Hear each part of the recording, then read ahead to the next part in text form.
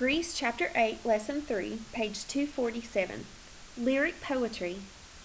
Other poets wrote poems that were often set to music. During a performance, the poet played a stringed instrument called a lyre while reading a poem. These poets were called lyric poets, after their instrument, the lyre.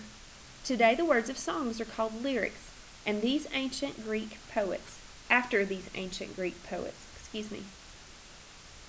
Most poets in Greece were men, but the most famous lyric poet was a woman named Sappho. Her poems were beautiful and emotional. Most of her poems were about love and relationship with her friends and family. Fables. Other Greeks told stories to teach people important lessons.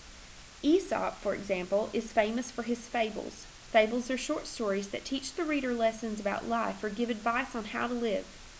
In most of Aesop's fables, animals are the main characters. The animals talk and act like humans. One of Aesop's most famous stories is the tale of the ants and the grasshopper. The ants were spending a fine winter's day drying some grain collected in the summertime.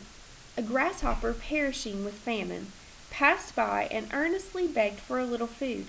The ants asked of him, "Why did you not treasure up food during the summer?"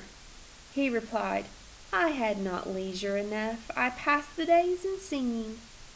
They said in derision, "If you were foolish enough to sing all the summer, you must dance supperless to bed in the winter."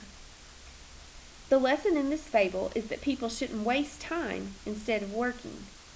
Those who do, Aesop says, will be sorry.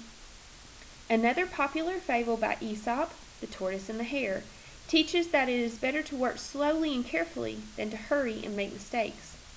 The Boy Who Cried Wolf warns readers not to play pranks on others.